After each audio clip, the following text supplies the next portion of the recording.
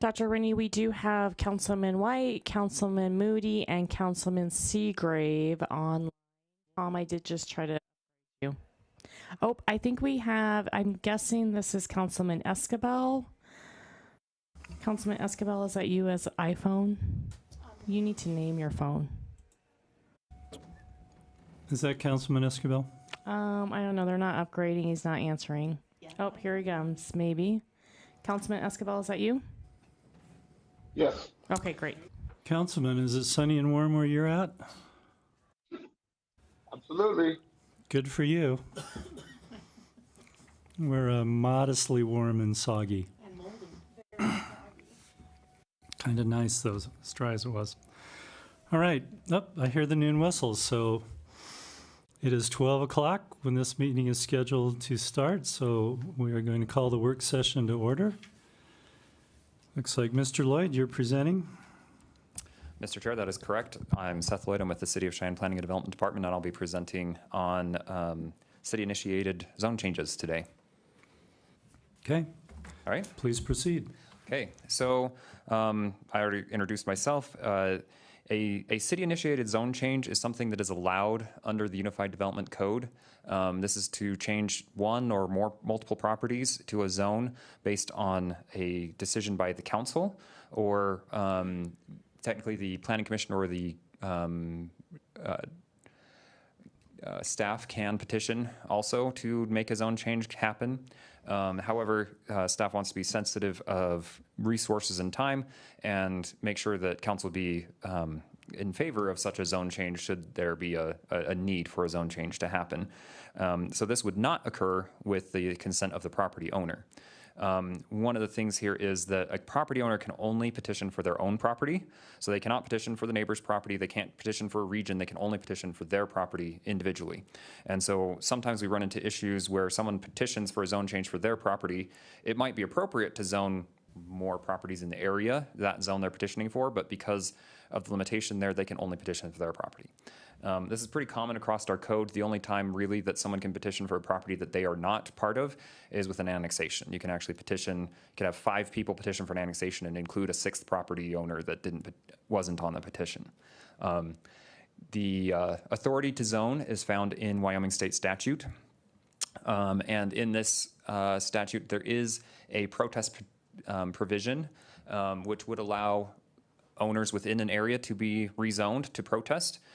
As long as you have 20% of the owners within the area to be rezoned protesting, they can stop that zone change process from happening. So if the city initiates a zone change and then within that, I shouldn't say stop, make a higher threshold to pass. It would have to require 8 votes from council, not just the normal 6 votes from council to pass. So if the city initiates a zone change and we have a bunch of people within that area to be changed, the people within the area can protest. Most of the time we run into this provision when we're talking about neighbors around a zone change, but it also applies to within the area to be zone changed. All right, so I'm going to go through a few different instances that we're looking at as staff as possibilities for city-initiated zone change. And the main one that's bringing this to the fore is the business park zone. So we established a zone called Business Park, or BP. The intent of this zone district is to zone wide swaths of land, one zone district, have it be an actual business park. So we didn't want it applying to just one parcel. We didn't want it applying in town. We were trying to get a true business park with this zoning. In order to do that, we have a minimum required area. So we don't do one parcel at a time with the BP zone. Unfortunately, that means established properties that may be in a business park already don't have incentive to petition to zone change their own property. They're good, they've got what they need. They don't need to have a zone change for their property. And so that leaves vacant parcels around the properties with the other, they can't just zone BP because these other established properties are in the way. The big example for this would be our business park east of town. There's a variety of zone districts there and also a variety of established users out there. So let's say we have a large vacant parcel zoned HI that wants the BP zone. They can't do it by themselves because the established properties around them are not going to go to BP. Mostly, as I said, it's mostly it seems to be mostly because they're established. They have no need for this at this time. So with this recent code adoption, it may be appropriate to zone some other areas, not just that one, but other areas BP as well. So here's along I-25 at College, and then Bison Business Park to the south, where we have a smattering of zones. So for example, we've got a couple of LI parcels. If one of those LI parcels wanted BP, there's no way they'd meet the minimum area on their own. All right, going on to the next category, we have areas in the community that are miszoned. And I'll call that because that's what they actually called it back in 2012, 2013. And when the UDC was adopted in 2012, it adopted new standards for existing zoning designations. So now the MUB zone wasn't what it was under Title 17. It was this new zone district that was supposed to highlight pedestrian oriented development. Well, this creates a little bit of a problem because with the adoption of the UDC, there wasn't a comprehensive redo of zoning within the community. Now, it was a big lift, and the staff at the time didn't feel like they had the resources to do it all at once, and they said, we'll just take those properties as they come in. And so that's what we've been doing. Here's along Delrange Boulevard. Those parcels circled in blue were once MUB, but as they came in and developed, they had zone changes to CB for their development. We just did one very recently next to King Soopers. The McDonald's next to King Soopers basically went to CB just so they could have the style of sign that is allowed in the CB zone but isn't allowed in the MUB zone. And so it happens where we go piecemeal at a time, and there's other areas in the community that are like that as well. And it's not just CB. We also have this area around Logan where it's probably more appropriate to be zoned MUB. And we have a couple of people who needed to develop their properties, and they've rezoned to MUB, but now they're little bits of MUB in an area surrounded by CB. So that's another opportunity there. The third opportunity that we look at is also PUDs. So specifically PUDs who have outlived their usefulness. Currently we have some PUDs that are very active and very appropriate for their development patterns, such as sweetgrass. We wouldn't suggest changing those. But there are PUDs where the original developer is no longer in play, or they're decades old, and some of these date back even to like the 70s or earlier. And the thing is, the custom parts don't change with the zoning code, but the areas where they didn't think to put in regulations, if the zoning code changes, then we do change with that. The UDC does default PUDs to 6.7 for design standards, which if you're talking about an industrial PUD that's intended for warehouses, and suddenly you have design standards that are appropriate for mixed-use development. It doesn't seem like the most applicable application of code requirements, but this old industrial PUD didn't even think about design standards when they were developing. It might also not be appropriate for residential PUDs. Our sign code basically says if you're zoned PUD and your PUD doesn't mention signage, you default to a commercial signage. Well, that makes sense for, say, a Target or a mall or something like that, or even an industrial site. But if we have a residential PUD, now they can have essentially commercial signage in their PUD if they didn't mention signage in the PUD. So those are some challenges. Once again, established properties don't really have the incentive to change zoning. So we have various PUDs. I'm just going to highlight one here. Well, actually multiple. There's about 4 different PUDs in this image, all along Delrange. And we run into issues with these PUDs all the time. And usually they're fiddly little things that don't annoy people enough to make a change. For example, these PUDs, most of the area, I should say, the mall and the Target area, have a regulation that you can't have a wall sign more than 5 feet in height. So we had a company come in and they wanted to stack their sign instead of making it, and then we're like, well, the old PUD says you can't be more than 5 feet in height. And there's other restrictions that are like that in PUDs.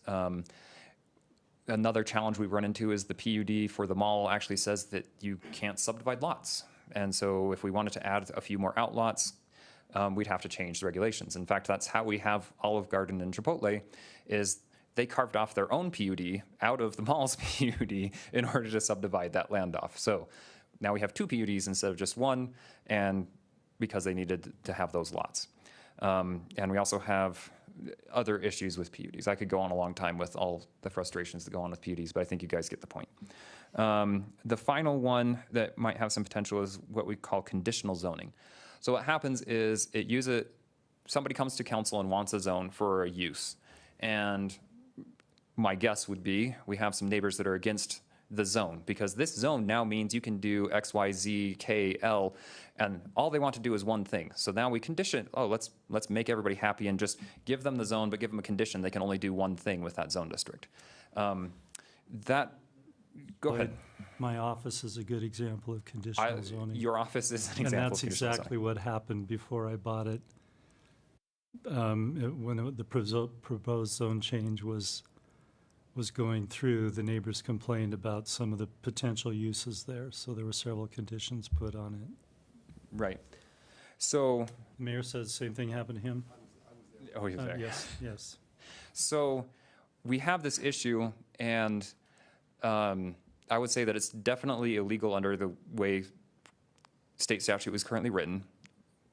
We would have, today, if you want to do that today, we would recommend highly against doing that, because state statute says very specifically, if you have a zoning designation, the regulations have to be the same within that zoning designation. So if that situation were to happen today, we'd suggest probably going through a PUD instead of doing a conditional zone. So we have a few places. Some of them were actually just feel good, like you should do this stuff, and I don't know why they felt the need to include that, but that's the way it was. Others actually do include specific language. Dr. Rennie gave an example. I was going to use a couple of these examples here. These are zoned MR. The black hash is the area that have conditional zoning. So we've got two areas in this image that have conditional zoning, and if we go into their actual adopting ordinances, one of them says you can do things that are used by right and administrative uses, but you can't do conditional uses.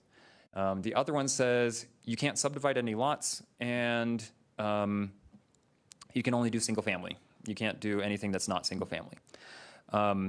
There's a couple of challenges with this. One is the current legal question. The second is remembering that they're there. A zoning code official such as myself, when I see PUD on a map, I'm going to say, oh, PUD, I need to check the specific regulations for the site. If I see MR on a map, I'm probably just going to think, oh, that's MR zoning, and they can just do it. And so that runs into, if someone remembers that these regulations are in play, that could create a huge conflict. So that would be another potential, is to rezone those areas that are conditionally zoned into just their standard zone instead of having that condition anymore. Mr. Chair, through you. Go ahead, Councilman. In mentioning your building with the conditional use on it, does that follow on the deed? So, Mr. Chair, I should actually here note, it's a good question. Some of these properties have covenants, and sometimes the PUDs have covenants, or the conditional zones will have covenants. The city doesn't enforce the covenants, but neighbors could still enforce those if they have covenants. So sometimes PUDs almost seem like zoning laws, covenants that have become zoning laws. So if the covenants basically match the exact thing, that language that was in the PUD, those covenants could still be enforced by the neighbor even if we rezone the PUD. Similar with the conditional zoning. If the conditional zoning has a covenant, that would run with the land on the deed. You know, it'd be shown on title search, but we would not enforce that as the city. So those items that would be on deeds or covenants, we don't enforce those as a city, but they could be enforced by anyone who has the ability to enforce covenants. All right, so just finally, just to wrap up, here are some of the, just kind of a recap, these are the 4 different categories of potential options for the city council to initiate a rezone on. BP Business Park, we really have, because it's so recent that we've done the BP Business Park, the area limitation and the fact that we've had leads actually come to staff about it. If it's amenable to council, we'd like to proceed with maybe a few BP Business Park zones. Once again, it's appropriate due to the recency, but we also would be amenable to pursuing some of these other options as far as rezoning either miszoned properties, PUDs, or conditional zoning. With that being said, I'm available for any questions, any comments, anything that council wants to ask or discuss on this item. Questions for Mr. Lloyd? Yes, sir. Councilwoman Aldrich. President Rennie, I have several, so I'll just start at the top here. Under business parks and business park zoning, would there be any disadvantages from our perspective to change those zones so that they're all business park? Mr. Lloyd? Chair, so the intent of the business park zone is to kind of be a combination of HI, LI, and CB zoning, which if you look at a business park like this one, or even this one, you can see that we have kind of a combination of zones already. We did, when we wrote the business park zoning, we actually said that commercial uses would have commercial design standards, but industrial uses would not. And so we tried to capture all of those elements. The biggest change with the BP zone from current code is the landscaping. So business park zoning has significantly less landscaping. Depending on how you feel about landscaping, that could be a good thing or it could be a bad thing. If you really want to see landscaping in a business park and you think that we're too nice on that, then that might be a bad thing. Or if you think we don't need landscaping out there, then maybe that's a good thing. But that's probably the biggest difference between business park and standard zoning, is that landscaping requirement. President Rennie, through you. Go ahead. The business park zoning, if I remember correctly, also allows for a caretaker or someone to live on the property as well. So that would allow all of these that would be rezoned to have that opportunity as well, correct? Mr. Chair, through you. So while we did the business park zoning, we also made a couple of amendments to the code relevant to business parks and what we had heard about business parks. So the change that was made is that pretty much any property can have a caretaker. So right now, an HI property could have a caretaker. We just kind of defined that into the code so that when we came across that scenario, we weren't saying, hey, this is essentially a single-family home and you can't do that in the zone district. Now we have a place in our code so that we understand that someone can actually do that on their site should they so choose. Go ahead. Also, President Rennie, through you, what is the cost to rezone? I mean, obviously, there's publication notices, and there's a time element and a staff resource. But what are the would there be any cost to the business owners? And what are you anticipating would be the cost to the council or to the city to rezone, for instance, business parks? Mr. Chair, so the property owners, if they initiate the zoning, would have to pay our application fees. And those application fees are intended to cover, at least in part, staff time, legal notice, those sorts of things. As far as the city initiating the zone change, there would be no cost to the property owners. Basically, the city would eat all of those costs. If the city initiates the zone, if the city does not initiate a zone change, another cost for a property owner would be time to get the correct zoning on their property. A zone change, we shortened the zone change process to about as short as we can make it under statute requirements, under state statute requirements. But even then, you're still looking at probably a good 3 months to get a zoning from application to final ordinance approval.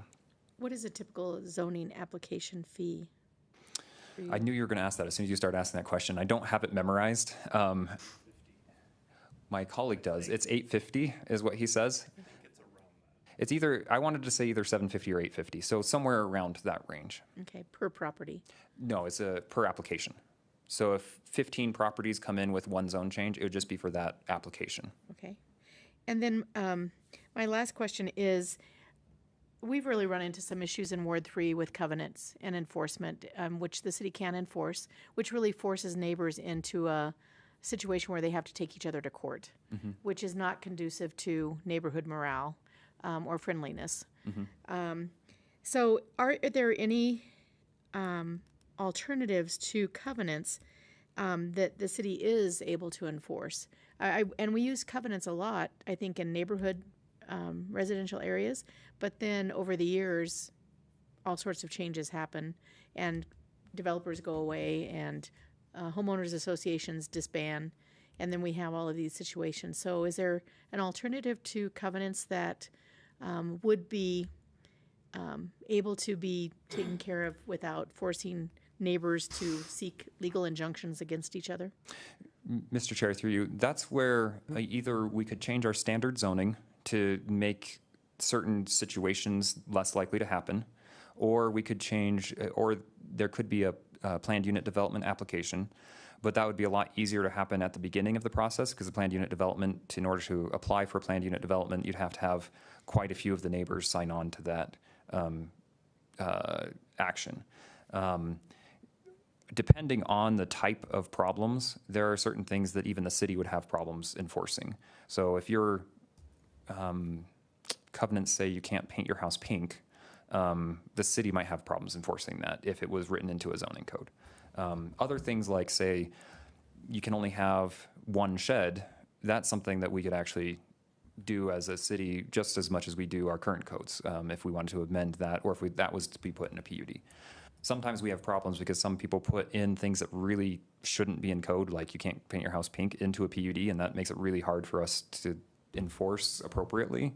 But certainly there are elements that can be in either standard zoning or in a planned unit development type zone that would allow for, instead of having it be in covenants. I have one last question. Go ahead. President Rennie, through you. I would just like to know, are you bringing this forward because you would like to initiate basically a cleanup of all of our zones across the city? Mr. Chair, yes, the staff has identified some of these as issues that we'd like to clean up, but we'd like to make sure that it's kosher with the governing body for us to spend our resources and time to do that. We don't want to surprise you with, oh, now there's a BP ordinance. Well, who's the applicant? Oh, the city's the applicant. When did that happen? So we don't want to surprise you with that type of thing. We want to make sure that that's an okay direction to take. We probably would not tackle everything on this list. If you have priorities, that would be great. The biggest priority from a staff perspective is probably the BP zoning, just because it's one, it's new. Two, we've had specific issues with this one property that's vacant in a wider business park wants to develop, and they can't use BP because the neighbors are all established. So I would say that after the BP zone, we're a little more flexible, and we might not hit up everything that's on the list. It's just something that we want you guys to be aware of, and something that, if you're okay with, we'd like to bring forward as we have resources, if we have the time, if we have a slow cycle. So instead of having 10 projects submitted, we only had 2 projects submitted. Maybe we can slip one of these in as part of that cycle. But we want to make sure that council is okay with that happening, and also if there's priorities from council, that we can hit up those priority spots. I would, President Rennie, through you, I would just foresee that once we finish county pocket annexation, that you may have a lot more free time on your hands, and so maybe we can start rezoning everything. Well, I would, good point, Dr. Aldrich, through you, Chair, if I may. One of the challenges we have with the county pocket annexation is the number of posted notice signs that we have to put up, and with any of these zone changes, we'd also have to put up posted notice signs. So that may be a limiting factor at this time, yes. Thank you. You're welcome. Councilman Roybal. Just an observation. Restrictive covenants, the house I live in and that I own, I could not have bought before 1964 because I was the wrong color. So they're out there. But there is a state statute that's correcting that, so. Well, unless I don't make my payments, then I can't have it anymore. Councilwoman Emmons, do you have any questions? Councilman Escabel, do you have any questions? No? Okay. Follow-up I did on, Go ahead. question about the covenants. Mr. Chair, do we keep track of that? What the disputes are, or stuff in the court? Do you want to, can you text your question to Jennifer, myself, because we had, you were breaking up. Not me, can't text me, I left my phone in the car. Better text Jennifer. Okay. Councilman White does have his hand raised. All right. Councilman Escabel, I'm going to go to Councilman White while you're texting your question. Thank you, President Rennie, through you to Seth. Seth, I, for one, really appreciate you bringing this before us today. It's obvious that this, like a lot of other things, some of these zoning things are very archaic, and we need to make some changes. So I welcome the discussion and moving forward with that, with staff, and hearing your recommendations. And then one other point, President Rennie, Mr. Roybal made a comment, and some of those same covenants exist throughout the Avenues neighborhood, which we've seen. And those obviously need to get cleaned up. Councilman White, I think I voted for some of those provisions, so careful what you call archaic. You may have voted for them your first time around, Mr. President, but that's been a while, so doesn't mean we can't evolve. Good point. Jennifer, you have a question from Councilman Escobar. I don't have one yet, but I have Councilman Moody with his hand raised. With whom? Okay. Councilman Moody. Councilman Moody. All right, thank you, Mr. President. Through you to Mr. Lloyd. Mr. Lloyd, just one question. The PUDs, I know I've discussed it with you, Mr. Blumenbach, a little bit. Would you, based on your experience, would the PUD zone be more appropriate for residential as opposed to commercial and industrial? Mr. Lloyd. Mr. Chair, there are definitely times and places for planned unit developments. Sometimes it's with a highly involved developer like Sweetgrass. Sometimes it's a really unique site. We have one that's called the Enclave. I don't have a map up. It's a still image, but there are definitely times and places where PUDs are appropriate just because either that or they'd be going through for like 18 variances or something like that. So there are definitely times and places for PUDs, both for commercial and residential. I would say that there's also times where PUDs probably are a little overkill for both as well. It's hard to tell exactly if it'd be better for a commercial development or better for a residential development. Going to Dr. Aldrich's questions, if a neighborhood wanted to keep a certain character and there were enforceable regulations, then maybe a PUD would be appropriate for a residential neighborhood. That's probably more likely to happen in commercial neighborhoods, but it still can happen that a commercial development would want to enforce a certain standard. Mr. Moody, anything else? That's it. Thank you. Mr. Lloyd, does the city have criteria for a PUD? Like, do you look at something and Mr. White is nodding yes, so. How do we determine if something should be a PUD? How do your office determine Mr. Chair, that a PUD is acceptable or not? Mr. Chair, this is Seth Lloyd with Planning Development. The PUD language in the UDC is highly tailored to whether or not the PUD itself is workable and not necessarily tailored to whether a PUD is appropriate. So like if someone proposes a PUD, we reviewed that PUD to make sure it's a workable PUD. We don't necessarily say, oh, you could have just gone with MR zoning and called it a day. We do have at least 15 different criteria for a PUD. I don't want to say it's even more than that. PUD is by far our longest staff report that you'll ever see. If you ever look at a staff report for that, there's a whole bunch of things we have to look at with a PUD. That being said, PUDs can be very simple too. They could say everything in the MR zone except for multifamily is allowed as a use by right or something like that. It could be very, very almost a conditional zone, but because it's a PUD, you can do that. Okay, thank you. Councilman Mr. Chair, Roybal. what about a historic district? Is that enforceable? Or how do we? I've been on here 15 years and I still don't know how to put a historic district together. Mr. Chair. Mr. Lloyd. We do have one historic district that is actually a PUD. So that actually has regulations written into the PUD for enforcing historic regulations. Other than that, historic districts are found in city code, and they're not so much a zoning code as part of city code. And their regulations are very are tailored to those adopted historic districts. Establishing a new historic district requires a study of the area. It requires a submittals to, I think, both the state and the federal historic registers for those districts. There's a lot of steps that we have to go through. I know Capitol North, extending that historic district, we actually ended up having to do it 3 times because we missed a step the first 2 times, but it finally got finalized. Okay. Thank you. Councilwoman Aldrich. President Rennie, through you, one of the questions that I wondered is RV parks is one that we've talked about that we don't really have a zone for, but I didn't see that in your presentation. Are you still working on trying to develop some sort of a zone that would accommodate the RV parks or the long, I know we have one in Ward 3, and I don't know how it's currently zoned, but I know that it's not an RV park because we don't have that zoning. So I'm just wondering if you guys have been able to put together some thoughts on that and if you'll be bringing something forward in that area.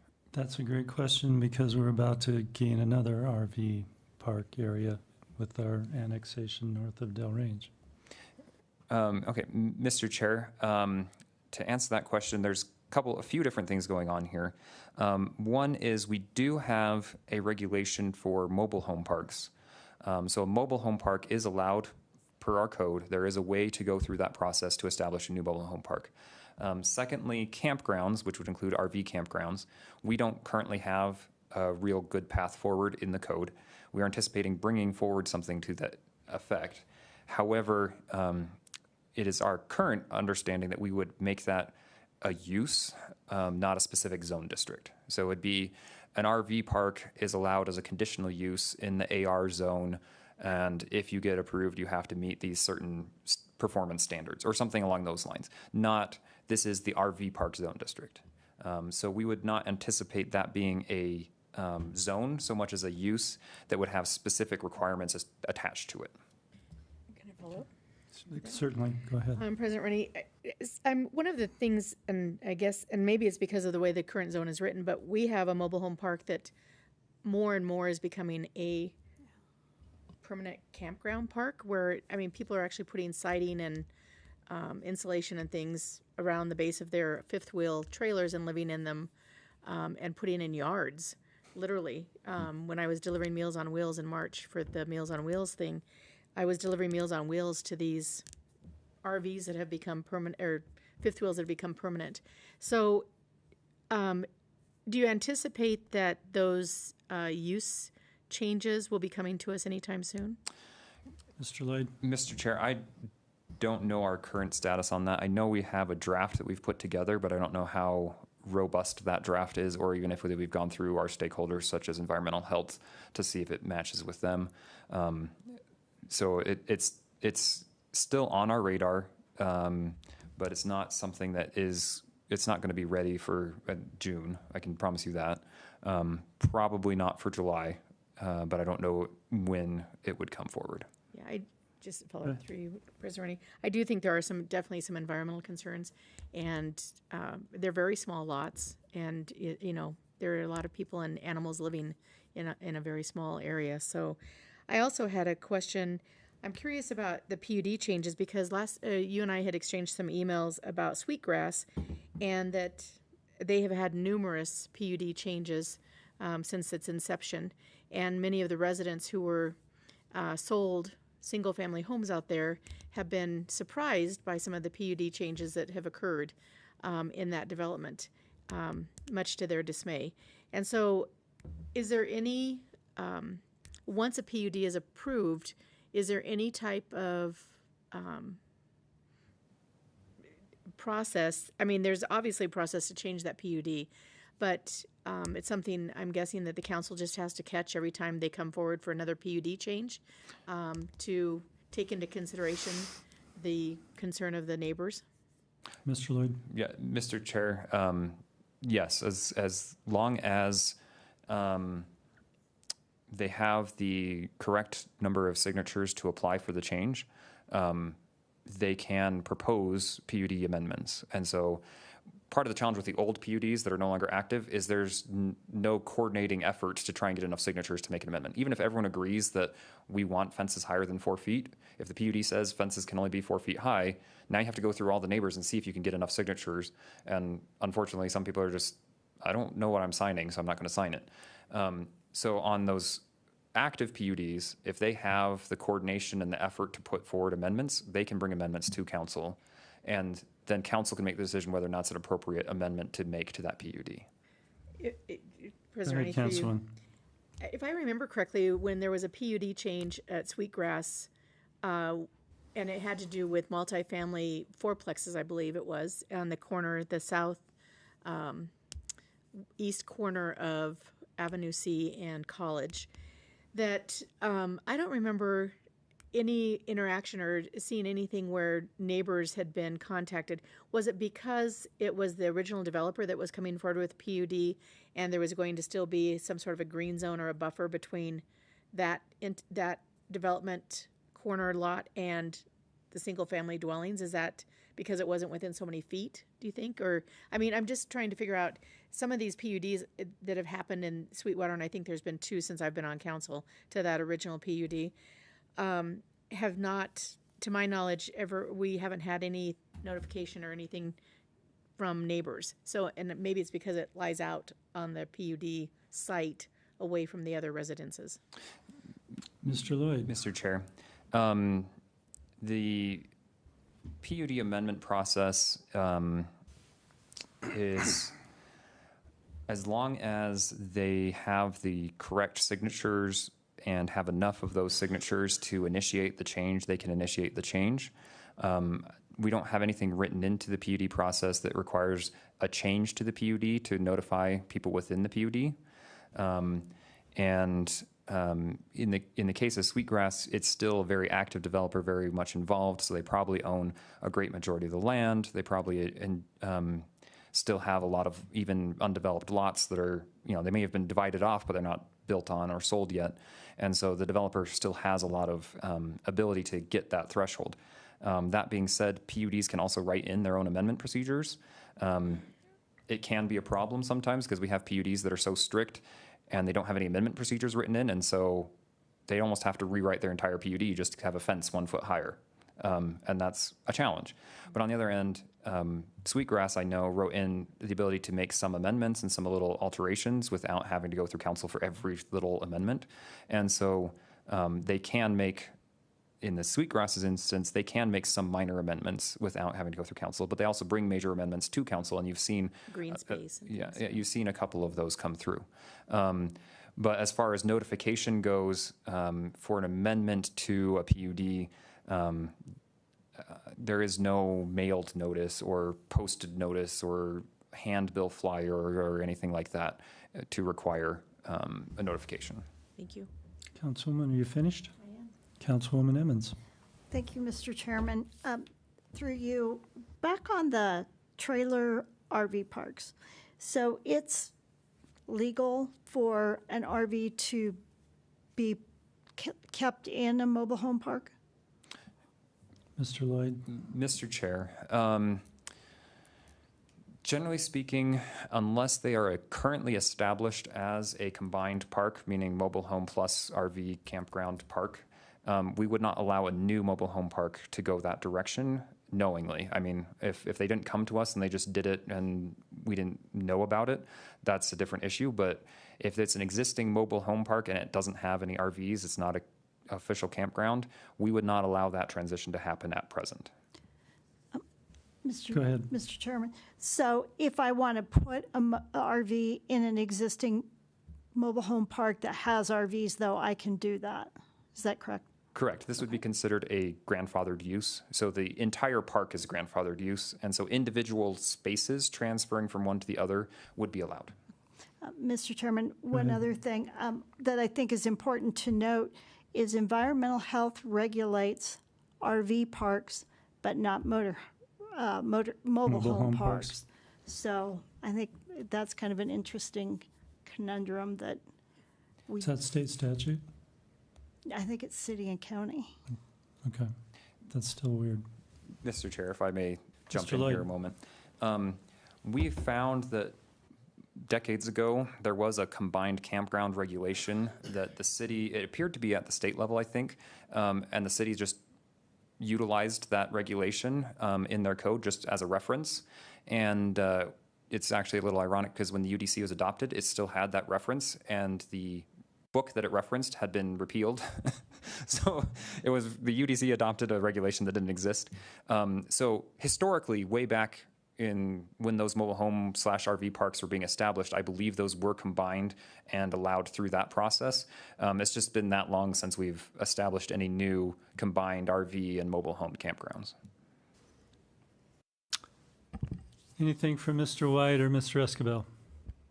So the question that I have from Councilman Escabel is, Does the city track what the covenant disputes are, or are those tracked by the courts? I'm guessing is what he's saying. I think those are all civil, but go ahead, Mr. Lloyd. Mr. Chair, generally we do not track those. We do have inquiries at times where people ask us to enforce covenants or say specifically, this is my covenant, why isn't it being enforced? But we don't have a register or a log of all of those requests. We don't keep track of those. I don't know if there's any way to find out if how many of those the municipal court actually hears. I'm guessing not very many. A covenant is essentially a contract between landowners, and as a result, we don't get involved in contracts unless they're our own. Any other questions for staff? Jennifer? Nope. Okay. Excellent. Well, thank you for the presentation. I guess everybody can email you or give you their own feedback. I didn't hear a lot of objections to proceeding with. I think some of these changes do make sense. So thank you again, and I'll let you guys grab a quick lunch. We're adjourned.